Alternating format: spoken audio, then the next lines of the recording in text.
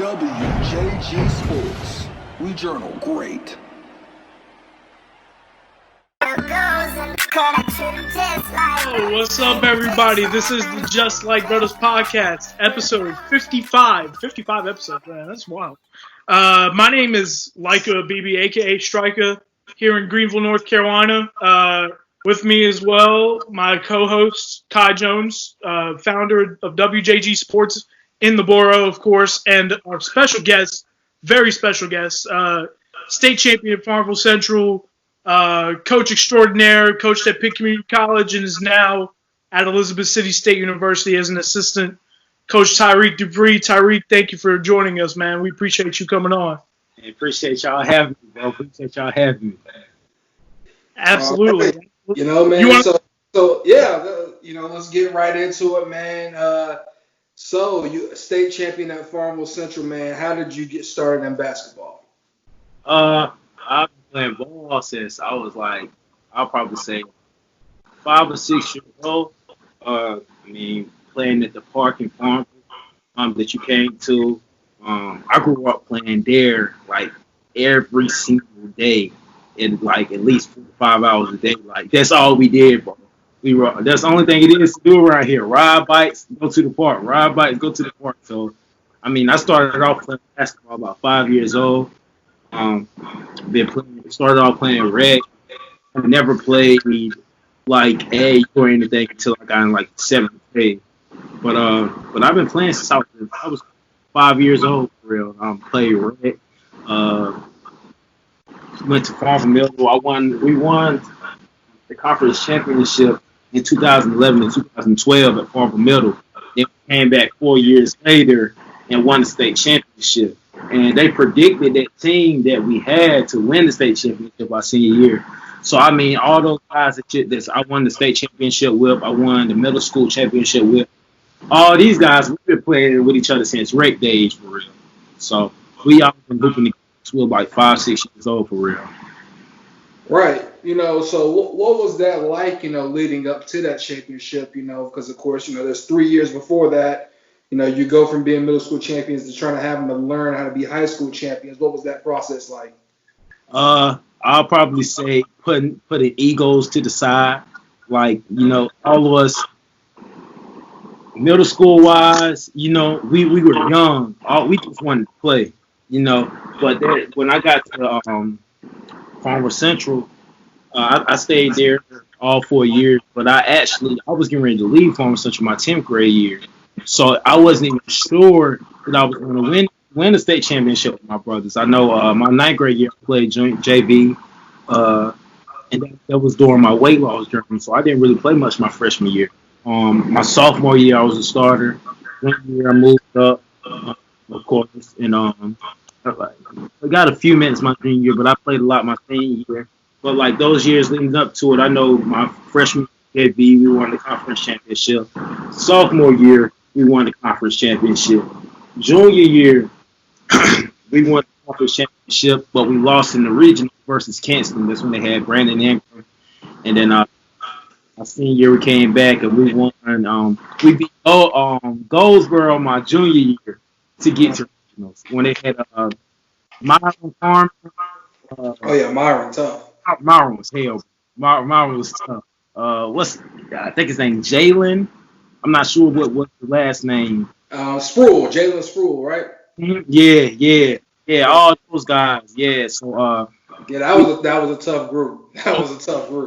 Bro, that was that, man. We worked for it. That was probably one of our toughest matchups our junior year, besides like against Kinston.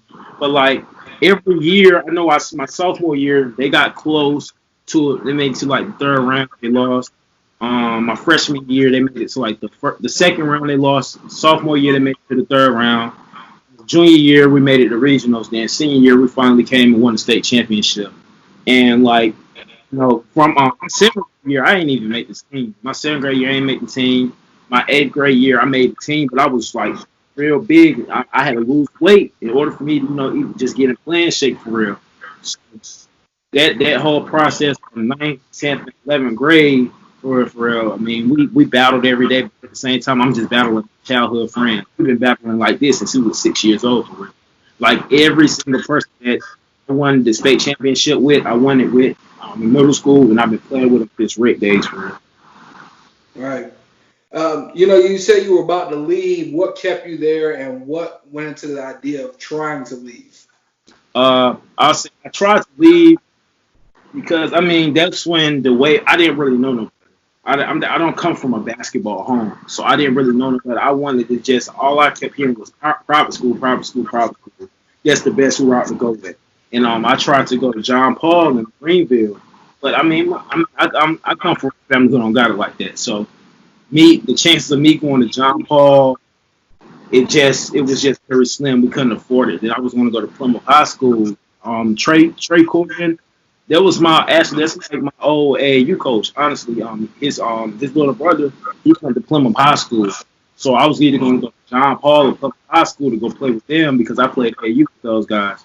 But it was just really me just sitting down and talking to my aunt for real and just break it down like you really want to leave your childhood friends, like you want to make new friends and go win at a different school or win with your day ones for real. So I think that's what really kept me from leaving.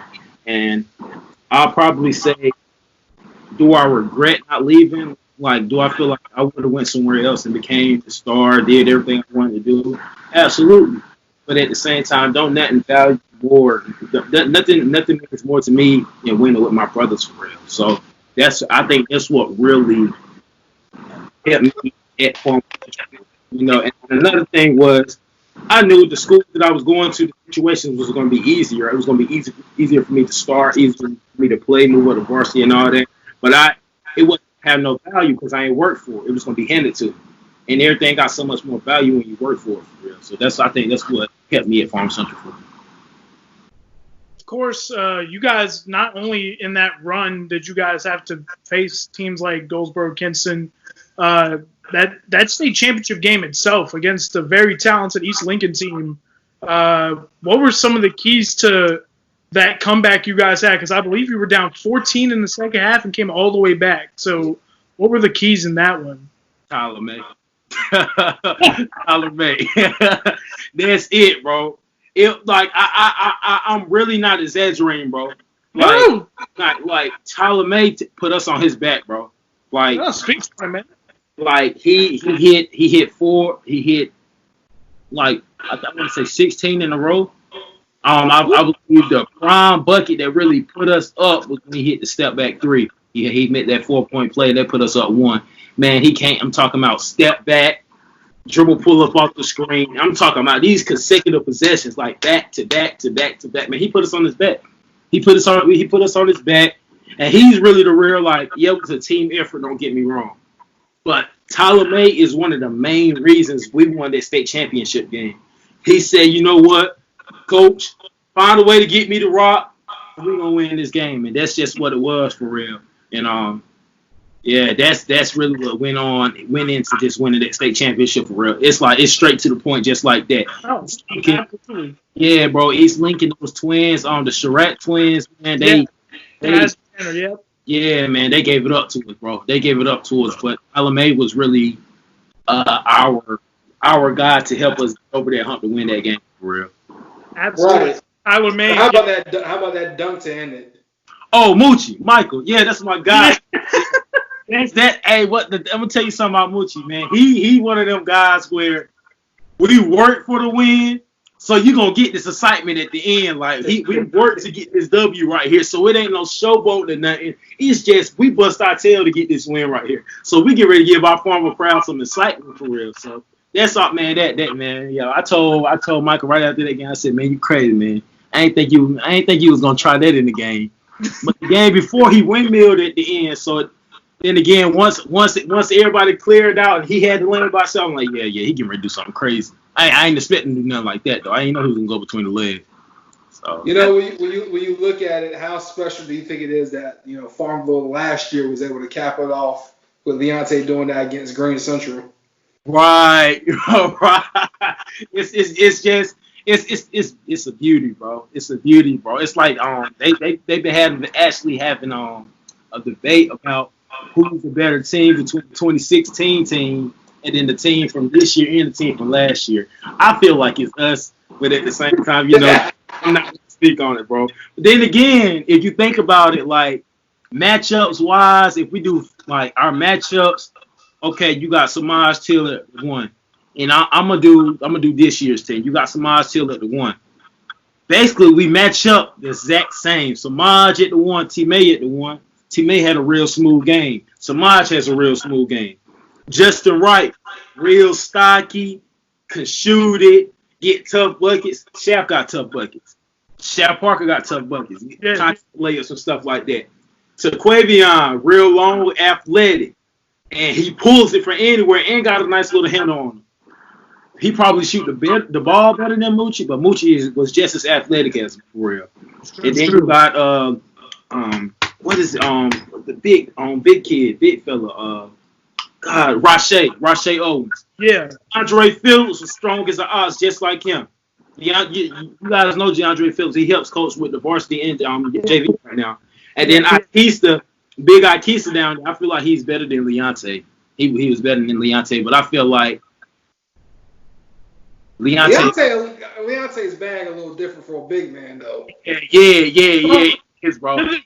To this day, I still cannot believe this man had a step back corner 3. Yes, I was like, what? Hold up. I was like, who? And then Coach Mike Dobbins from Team Loaded messaged me after the game. He's like, it's been in his bag. I'm like, since when? Like, no way, bro. I never seen him do that, bro. When you look at it, you talk about the debates of who is the better team. But when you look at it, how crazy is it that you've kind of had a hand in 3 Farmville Central titles in 5 years? Yeah. That's what actually that's so crazy you said that. My aunt just said that to me because I'm not sure if y'all aware. I had an event at Farmville. This was in 2018. This Daquavius Wilkins played in it. Dayron Sharp. It was what was it? I know it was at Farmville Central. I'm trying to remember my exact date that I had it, but it's on my Instagram page. It's on YouTube. Like Daquavius Wilkins played in it. Samaj Hill played in it. Justin Wright played in it. Dayron Sharp, Shaquille Cook, all those guys. Like, so it's just smooth how that whole transition went. And then, a lot of the kids that I trained played at Farmer Central. And then one of my younger guys now that's coming out of 8th grade going to Farmer Central next year. So, I mean, it feels good to have them ties into winning the state championship and then, immediately coming back and having, an impact on the program for real. And I don't speak on that a lot because, I'm not one to take credit, you know what I mean? But at the same time, in the pudding, I don't have to say it, others see it. So that's just how I feel about that. Just as a side note, going back to that state championship, the one that you guys won. I remember, if I recall, North Pitt also won their state title at Carolina, correct? The North Pitt Lady Panthers team. That had to have been a crazy night for the 2-5. And it was like that. I mean, in 19, South Central, both Farmville teams are at NC State hooping. So actually, I guess that leads into my question of how much do you love just representing the 252, not just Farmville, but the 252 and helping some of these kids not just grow as basketball players, but as men and women?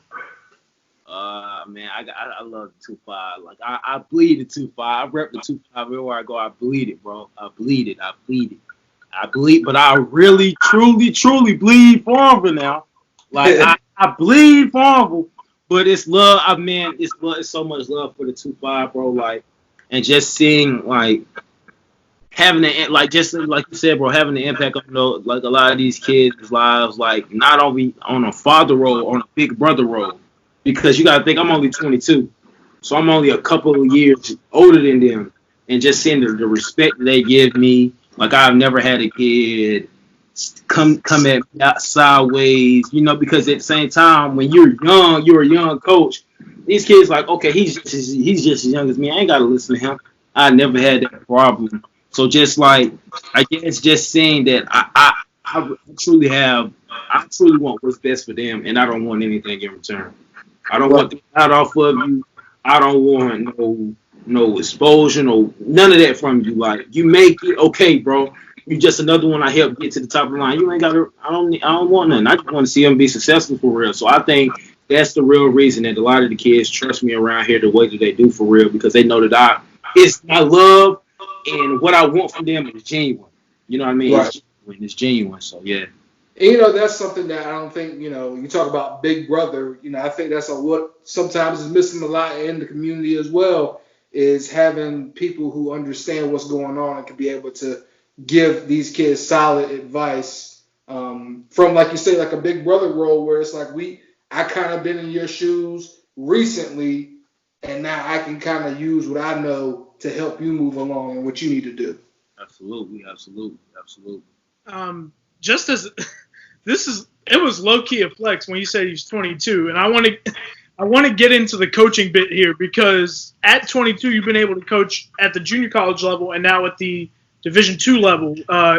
What got you started in the coaching game, and who are some of the people that influenced you into coaching? Okay, I could break it. I'm gonna just start. I'm gonna say a bit much right here, but I'm gonna so I can go ahead and give y'all the rundown. I've been training myself since I was a youngin' for real, but I really started training myself like when I got to 9th grade and I went into that weight loss journey. So I've always been my own trainer for real. So understanding the game of basketball, I have always did that. Do I feel like if I never had health problems, I'd still be playing? Absolutely. But it all happened for a reason. So like my senior year, we won or whatever, and I committed to play at Leeds McRae. Yeah. So 2 months into me being there, had a medical condition. So when I came home in May, I started working out a girl named Jillian Ebron that played at USC Pembroke, Shaquan Jones, Shaft Parker that I played with, and Tyler May. And about a month or two later, I got a call from a guy named Travian Farms. He's like a father figure to me. He offered me to come and work out the Warriors like elite AAU team. And so that's when Jemias was playing with them, and Josiah Shackelford, all those guys. Mm-hmm. So I went and worked out the team. He asked me did I want to help coach him. So I started off that year. I was 19, helping coach AAU. Then the next year, after I had that event, we started Team ENC. Me and Andre Sutton at he was controlling 910 side. I handled the 252 side, and then eventually I started Team ENC. We played on the Adidas Silver Gauntlet. Then the next year that I came, at the end of that year, actually right after the last live period, I was taking classes at Pitt. I started to take classes at Pitt. Coach Mullins off. I had a couple conversations with him. He offered me the position there. Then I know I was working out Rob Cologne on social media. Coach Walker actually seen it, and he added me on Twitter, asked me, he wanted to connect with me a bit. So I went up there. I worked out his son, and I met him at the JUCO Nationals. Actually, I met him at the JUCO Nationals. He was up there recruiting. We had a little conversation. Then after that, man, got the position at Elizabeth City State where I could still go to school. Like that's the biggest thing, bro. A lot of people don't realize that I'm still in school as well. And I feel like that you can't pass that up, bro. I'm 22. It's not like I'm 26, 27, and I got a family and all that. Like I'm young. I'm being able to coach. A lot of things that I'm doing, people 30 plus years old are trying to do.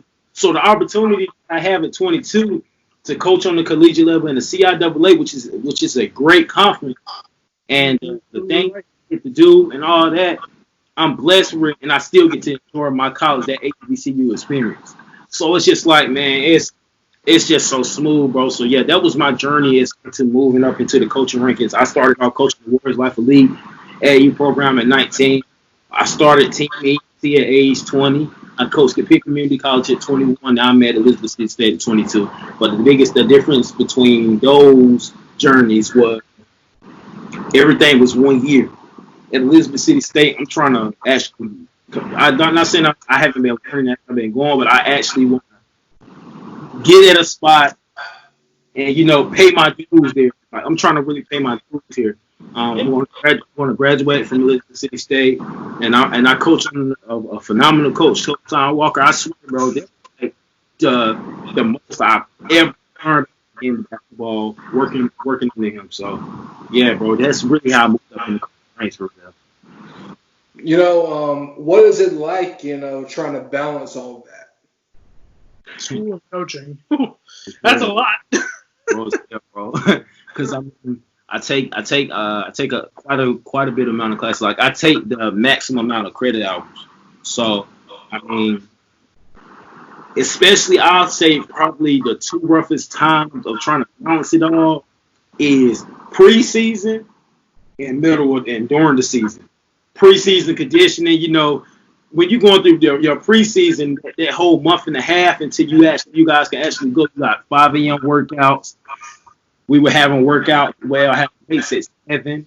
Then we'll come back. I have class from 9 to about 2. Then I got to come back. We got weights again at 3, 4. And we got small groups coming out through the day, 5, 6. So it's like it's class, gym, class, gym, class, gym, class, gym all day. And then I'm finally in my room about 9:30, 10 o'clock because I'm still working out myself.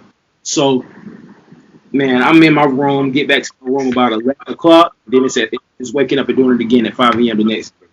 And at times, do I get behind on my work? At times, when at pick, that's what it kind of happened when I got behind on my work and I had to really play catch up. But at Elizabeth City, I was able to balance it a lot better for real. Once, after that first year being on the collegiate level, and seeing how everything works out, it's real smooth how it played out. And Coach Sean Walker, man, he's considerate with what I got going on. Like he doesn't put too much on my plate that I can't balance for real. Like he understands that I'm still a college student, but he still gives me a good amount of responsibilities where you still have to learn, things of that nature. So that's real.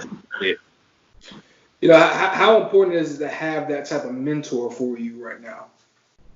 It's very important. It's very important because one thing that can happen is when I feel like at my age, the type of accomplishments and accolades that I have is real easy to get cocky, get big headed. Okay, I'm young. I'm a college coach. Try to belittle everybody, but it's not like that. He always not saying that I'm like that at all anyway, but at the same time he keeps me level headed and he's very big on discipline, but at the same time, it's not like he's been a butthole or nothing like that. It's just all about just trying to help me elevate and learn. And I ain't gonna lie, he's not a now he's a smart coach. He knows his stuff. It's not easy to play for now. That's one thing I will say. A lot of people in this area ask how it is work. He's not an easy coach to play for. He is not an easy coach to play for. If you can't take a coach getting on you about everything, every little detail, and you can't play for him. And I feel like he's been one of those guys. He's one of those coaches where I've learned about really, truly paying attention to detail. Like when you came and you seen it when you came to the sessions, everything paying attention to detail. Absolutely. This thing paying attention to details and being fluent and working hard and doing the same exact thing the same way every single time so it becomes a part of you. And that's what I think is one of the biggest things that he helped me gain. Just being more disciplined and sticking to what I say for real versus changing it when guys don't do it a certain way and adjusting to the players. It's not wrong with adjusting to the players, but stick to your I'll probably say what's the word I'm looking for. Stick to I want to say your logic. It may be your principles. I don't know. Was your principles? Yeah. Stick to your culture, basically. You know what I'm saying? That's what it's going to be. It's not. I want to do it this way. No, we're going to figure out if your way works. We're going to figure out how to incorporate my way and make both of them come together. And I think that's one of the biggest things I've gained. And why it's important to have a mentor such as him. I think that the thing about like paying attention to detail, having a culture, identity. I feel like from going to see your workouts from time to time, seeing all of the things you put your the people who you train, what you put them through. And what's crazy is I don't know many trainers that I actually see the moves that you teach them in the workouts that they actually use in the game and it works to perfection. Yeah, bro. Like Shaquem Phillips all last year, I like all the training videos I saw of yours, and I'm like seeing him do the same moves and like scoring on people, and then Justin Wright's doing the same thing. It's just I really think the attention to detail thing kind of translates to what you try to train your kids from time to time. And it's not just the kids that play at a high school level. It's like you train kids at like elementary school, middle school, high school, college. So I think having a mentor like that can definitely help. Yeah, absolutely, bro. Absolutely. I think that's what I really pride myself on, my ability. Now that's one thing I do flex about. I will flex about that because the proof is in the pudding, bro. Yeah. And my work shows, and it's not like my work. It doesn't just show. It's because I put in. People aren't up with me to 2 or 3 o'clock in the morning, watching film on Synergy, trying to figure out, okay, why is his footwork this way? How is he getting to this spot so fluidly? How is he attacking the gap? What is he doing in this move to get the space that he's getting? Things of that nature for real. So I do pride myself on that. Like my ability to say that everything that I'm teaching, it shows in the game. But now, and one thing, the problems that you do run into, well, why every time I do this move it doesn't work or such and such like that. But like 9 times out of 10, everything that I'm teaching it shows in the game, bro. And one of the biggest adjustments that I had to make was catering to each player. Just because, like, you notice, like, so if you go to the last video that I just dropped on my Instagram, in the middle of the video, we're working on snaking the ball screen, attacking the big. When you get inside, so basically, you're attacking the big off the in and out cross with ball screen. Getting inside off of it, Shaquem and Justin, they're kind of bigger than Jemiah, so they're able to get inside, play off the contact, play off 2 feet, throw your body into the contact, and go finish. Jemiah, he's 5'9". He can't. He's not. It's gonna be rare that he gets inside on 2 feet, throw his body into a 6'9", 6'10" guy and finish that. He's got to get off the glass, 1-2, throw his body into him, and he's going to hook shot off the glass. And you can see that in the video. He says, like, okay, yo, Reek, you really think I could get this off the game? So, but I'm like, nah, you're going to have to go hook shot. So that's what I mean about being able to cater to each of your players for real. Like, for instance, at Elizabeth City State, we got a guy here named Justin Faison. He's real smooth. Coming off the ball screen, he's more of a stop behind the defense and just pull up from deep. Then you got a guy by Zach Hobbs. He's more athletic. He's getting inside, give you acrobatic finishes and things of that nature. So it's just all about just being able to adjust to the different players and the different kids that you're training, the different players that you have, and the different guys that you train. And I've actually been training more girls lately too. Yeah. And just that's one thing that's been real intriguing to me for real.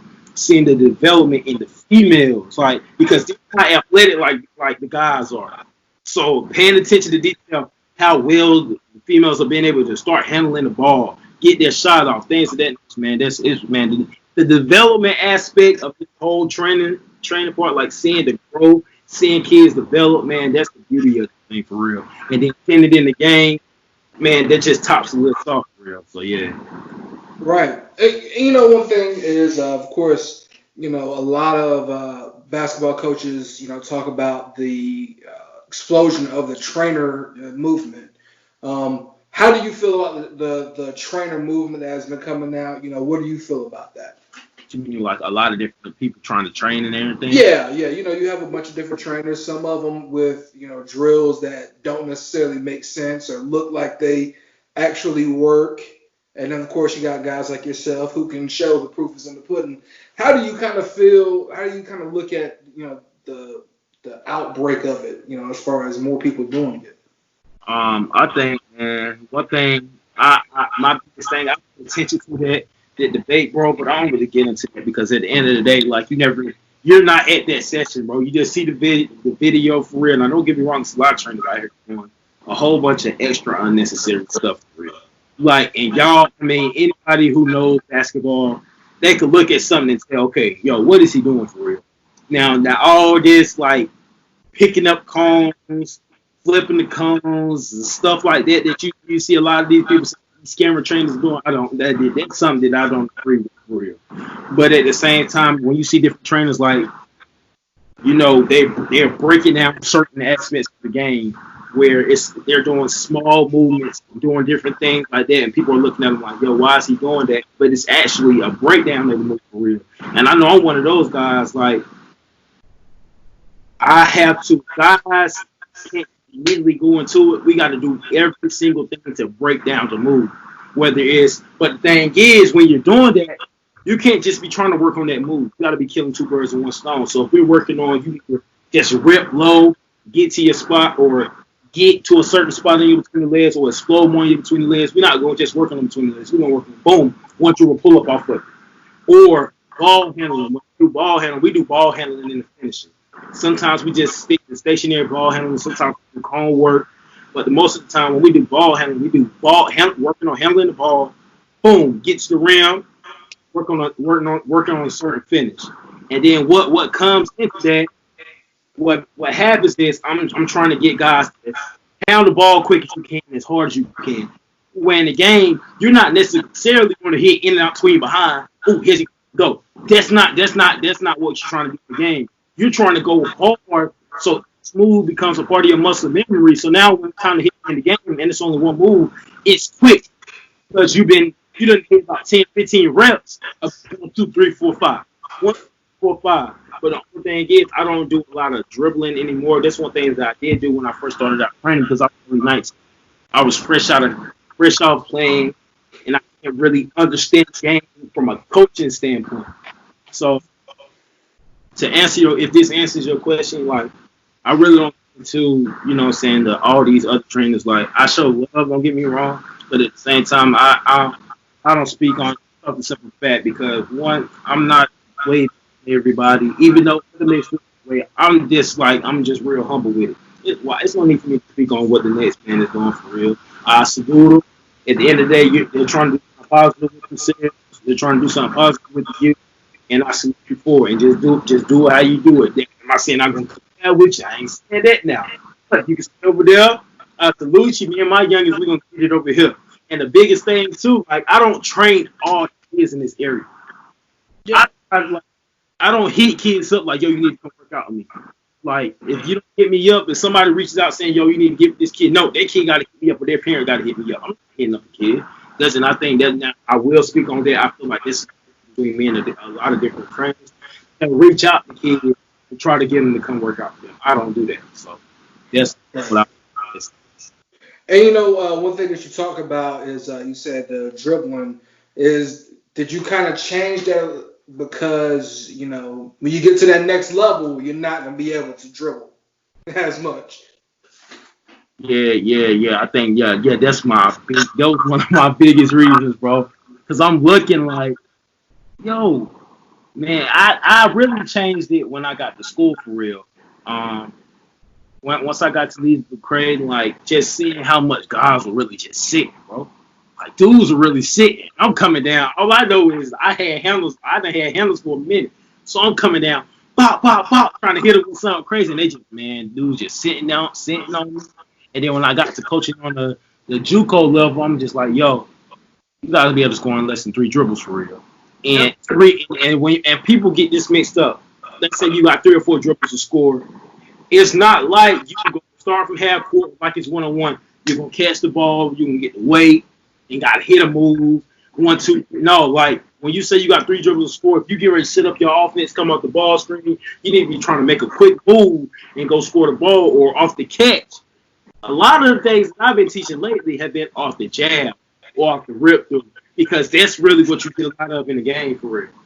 Like, everybody's not a point guard. Everybody's not going to be able to walk the man down, put him on the hip, and come off the ball screen. You got to be able to catch it, and it can't be catch it, scan, take all this time to catch it. you should already be scanning the floor as the ball comes to you. Right here. As soon as the ball hits your hand, boom, I need to go ahead and make a solid move right. And another thing that I've been trying to incorporate is maneuvering in tight spots. Not just having a tight handle, but having a wide, shifty handle as well. Just off the simple fact. For instance, Justin, his reaction is crazy just off the simple fact of how he can have the ball real high and boom, snap it back low.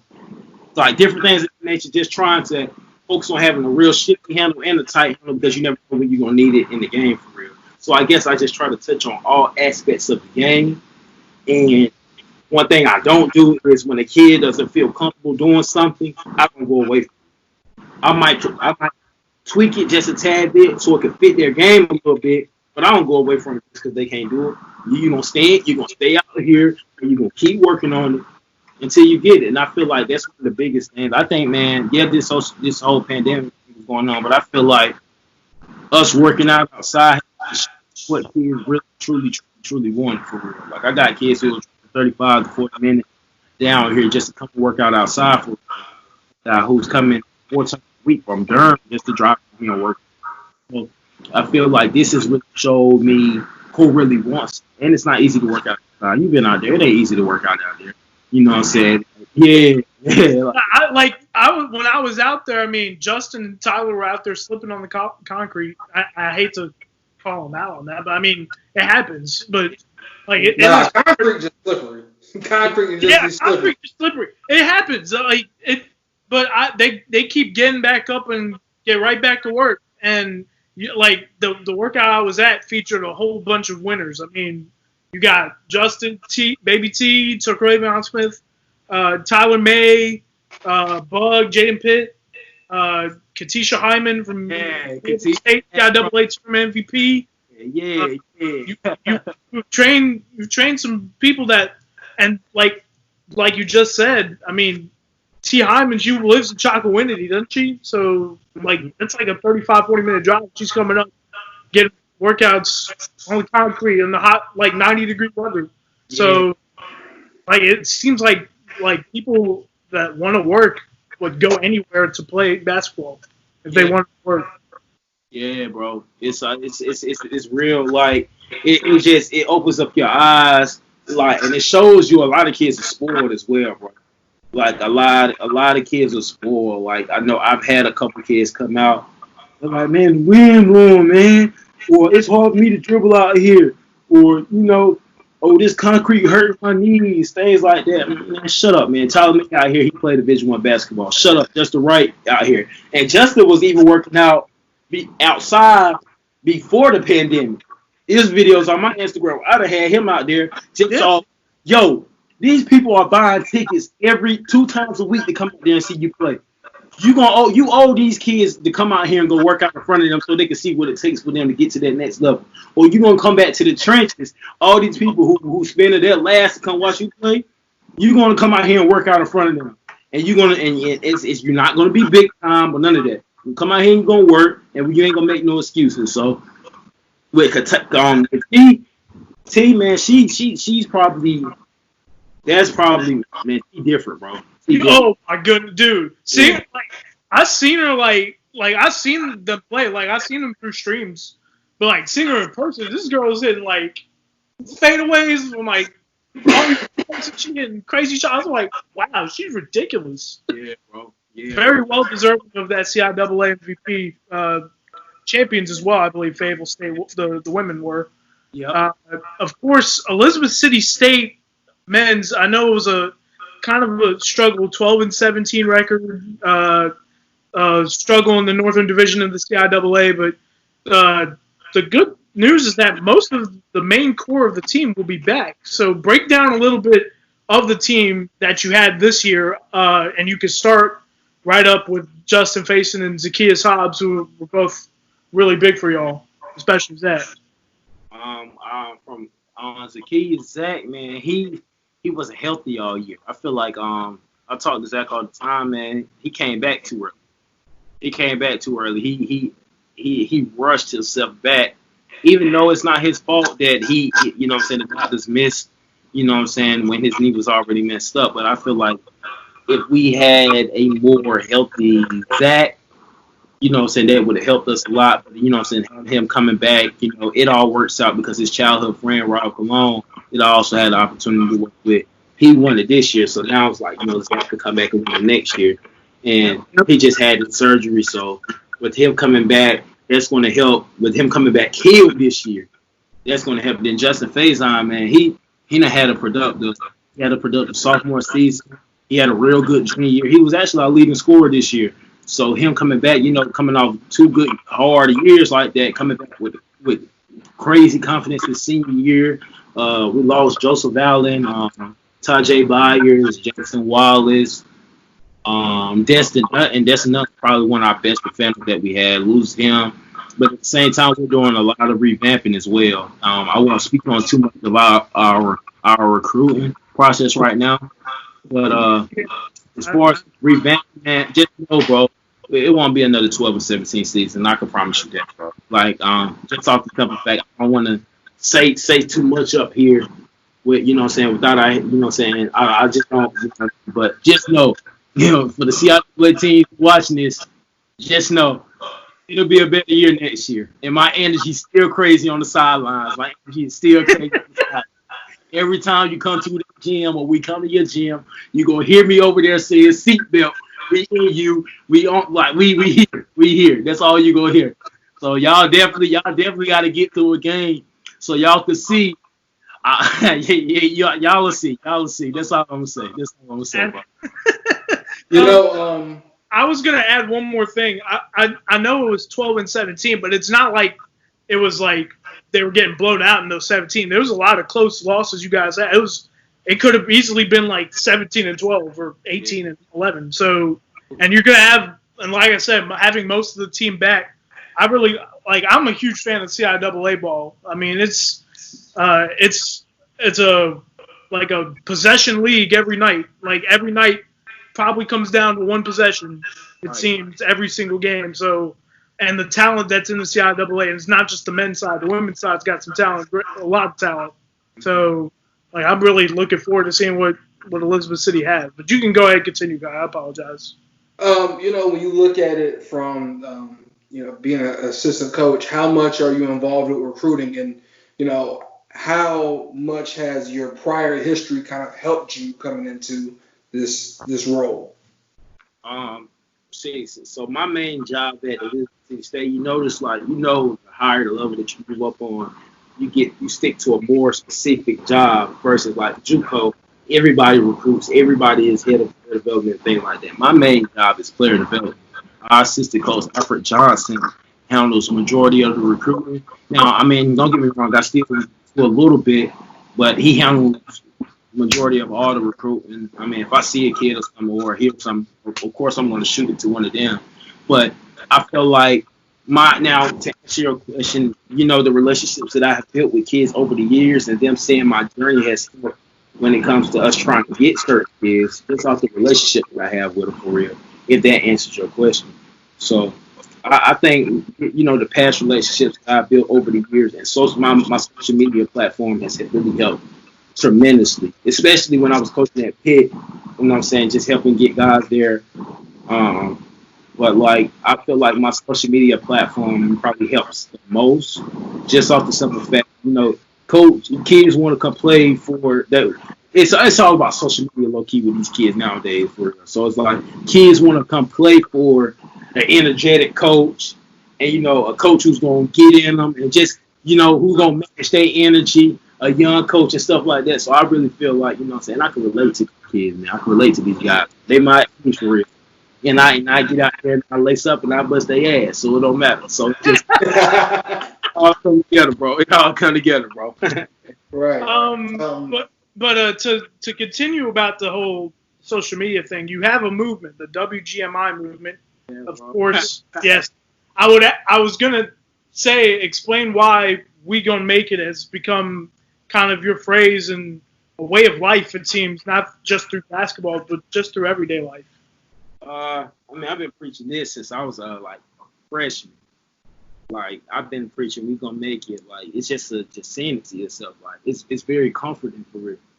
It's uplifting. Like, man, I know that things tough, but we gonna make it for real. Or I know things tough, but I'm gonna get out of it. I'm gonna make it. And I think, man, just seeing it blow up, man, people really seeing how hard I really ride for it, make them get on the wave. When I said it was tatted on my chest twice, it's tatted on my leg and tatted on my chest. Like, it's I live it. I live this we gonna make it stuff because it's like you just said, bro. It's bigger than basketball, bro. It's bigger than basketball, bro.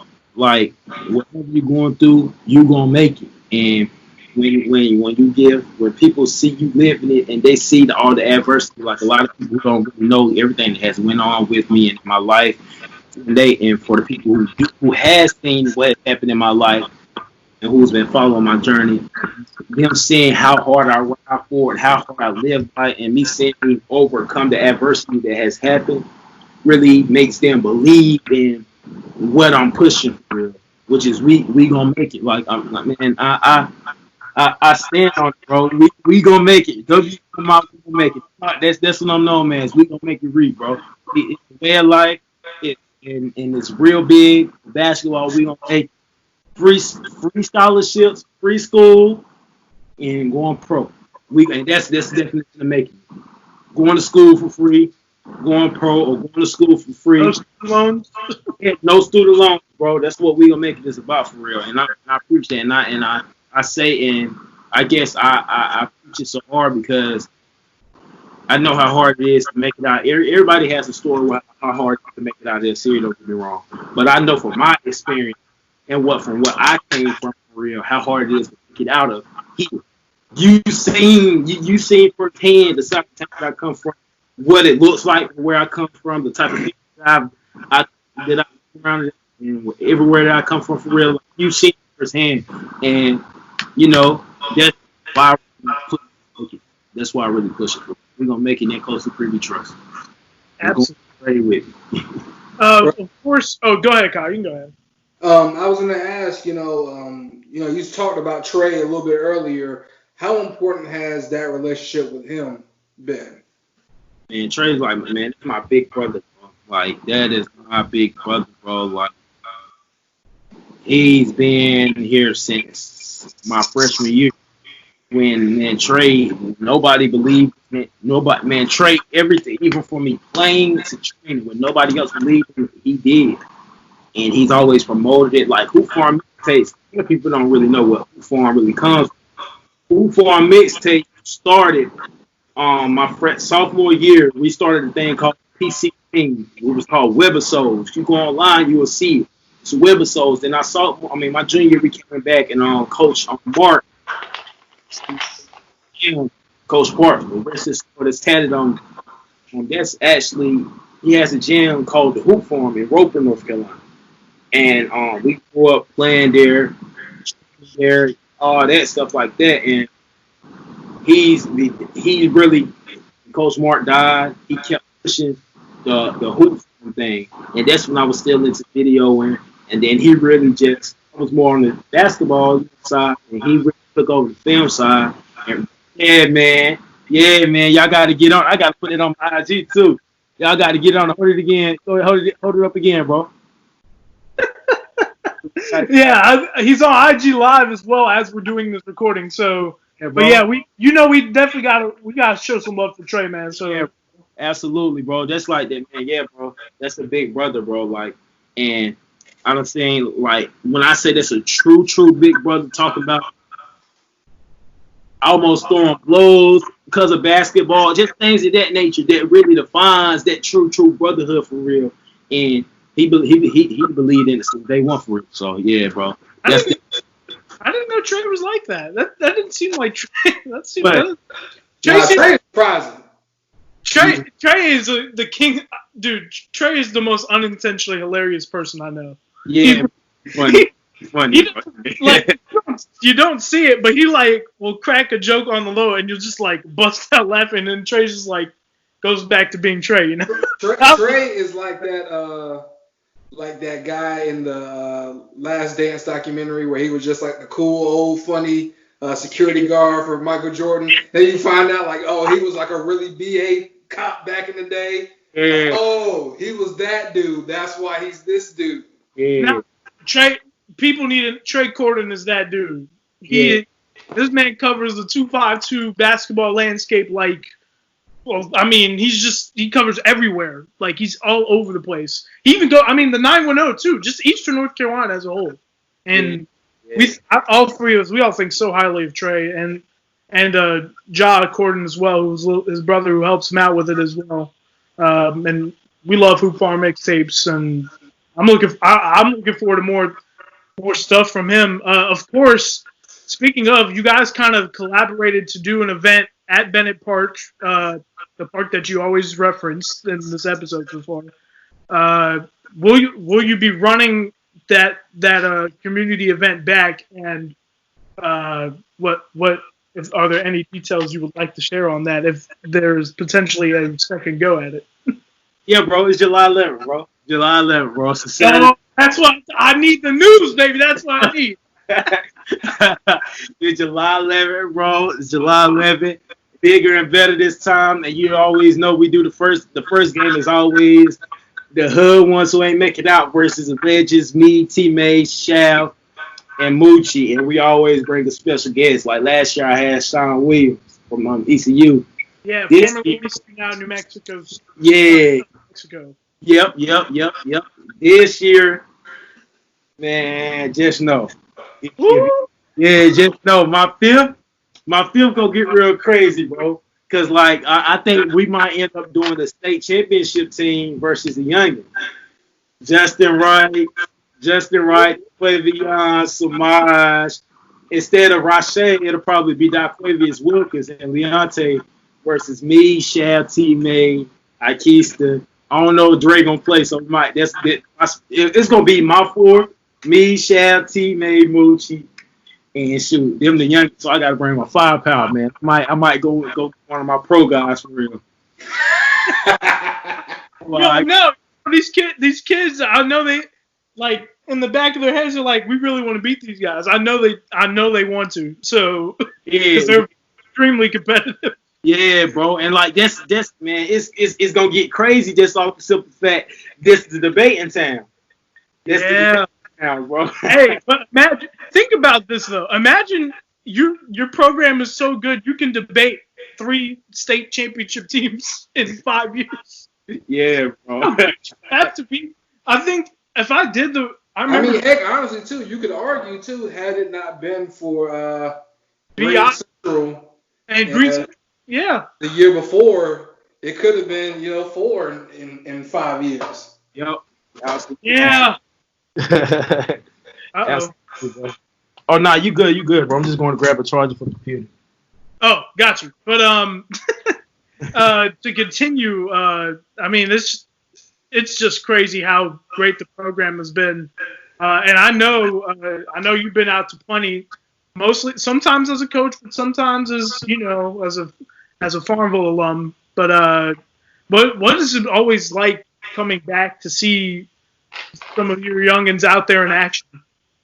I think it got more smoother and more sweeter when I started training the kids, training some of the guys for it. Just seeing the stuff you teach them do, and then like my childhood friend, everybody on Farmville, like every time, like this is so crazy, bro. Every time Justin would score, they looking at me. They like it's just funny, bro. But like going as a coach, it's hard trying to just control my emotions. Yeah. To Quavion just came down and he just dunked it. Like he punched it, or Justin just hit him with a smooth step back. Like just trying to control my emotions. I'm just looking like, that's why I just sit there like I'm just sitting there and I'm just rocking side to side, or not like when Justin fall out of bounds or something like that, not getting in his face like like stuff like that. But when I go as a fan and I'm with Shav and all the boys, and we just regular clothes with my friends and stuff. Oh yeah, we cut up, man. We cut up, bro. So are you paying at the door, or do you got the hood legend status now? Bro, man, nobody on the state championship plays to get no games, bro. If you play for Lair Wilfred, bro, you cannot pay to get in the game, especially us, though. It's some alums who still pay, but we definitely not, bro. They got hood legend status.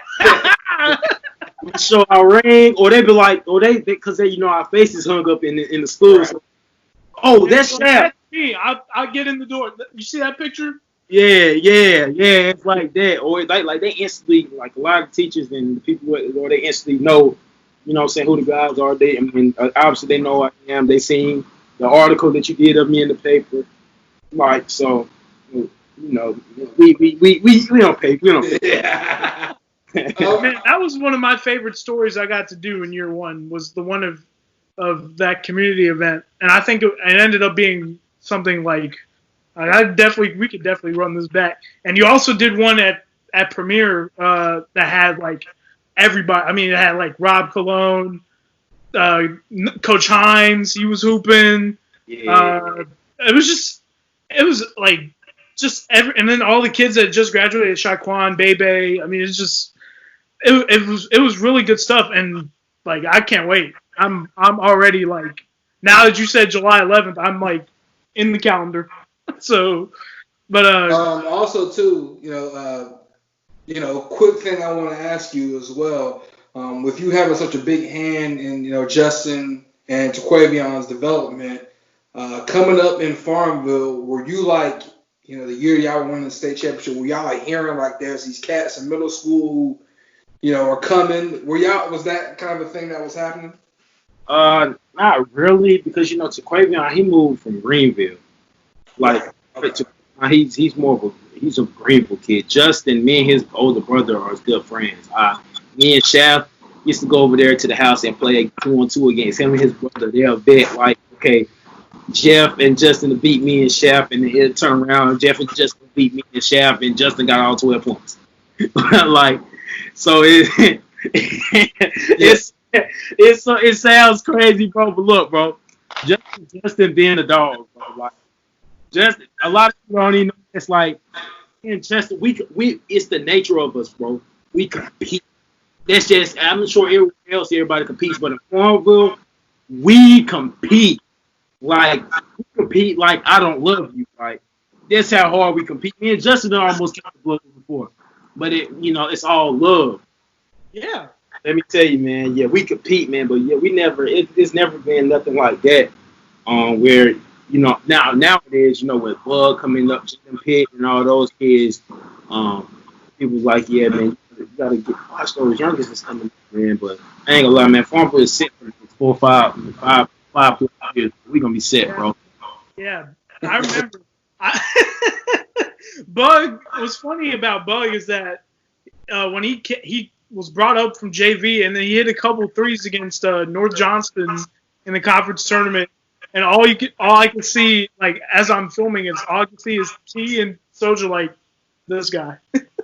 So I really believe, like, and the way Farmville's team looks for next year, they're going to be tough to beat again. So I'm already excited for next basketball season.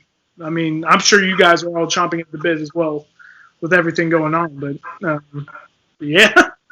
Yeah, bro. Jaden was man. The man called me. So he texted me at 12:15 in the morning and said, man, yo, I ain't gonna be able to make it to the workout tomorrow, man. I'm going to the beach.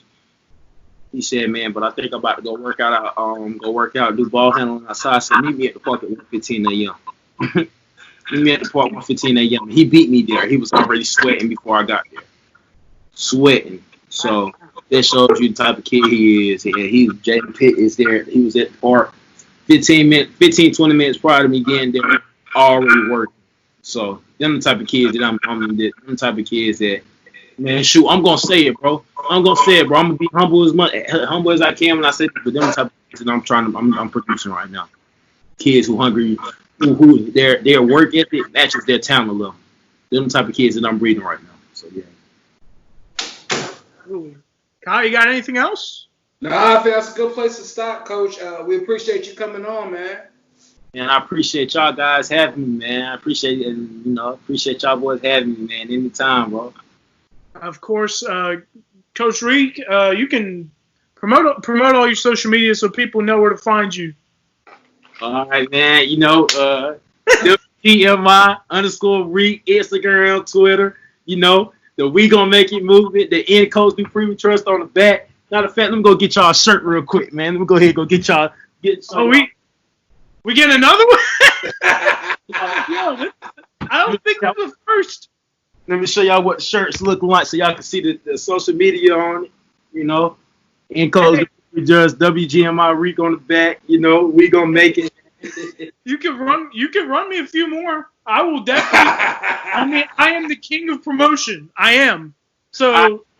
Hey, not a fact for the community day, bro. I'm gonna try to work something out because I got to get Kai one too, bro. I got to get both of y'all, and I got to get you in another shirt.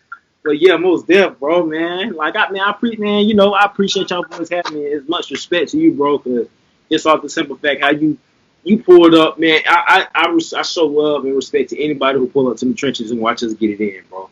Like, yeah, go ahead. I'm not gonna lie. Then I know we're about to end this, but one more thing, like that video, I can pull it up here as well as we talk about it. But that video, I brought my camera with the full intention of getting film, and I was scared to ask Greek if I could, and he said, "It's your show."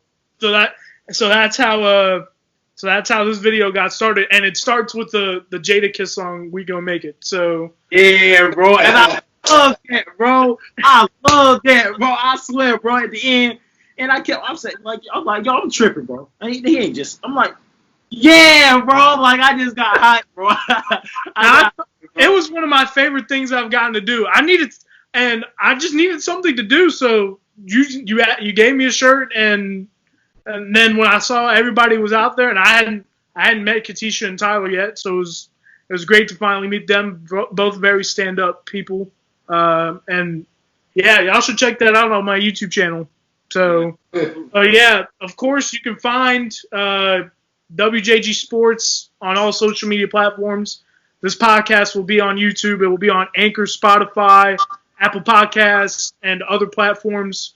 You know where to find Kai and myself on social media as well. And yeah, man, Coach Reek, once again, thank you very much.